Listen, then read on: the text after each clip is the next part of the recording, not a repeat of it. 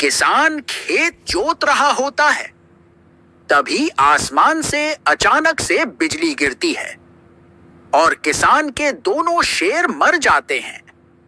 बेचारा किसान फूट फूट कर रोने लगता है।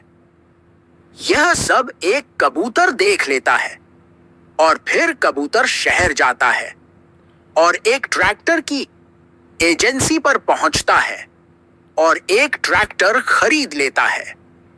फिर ट्रैक्टर लेकर किसान के पास आता है और ट्रैक्टर किसान को दे देता है, लेकिन किसान फिर भी रो रहा है। फिर लाइक सब्सक्राइब नहीं।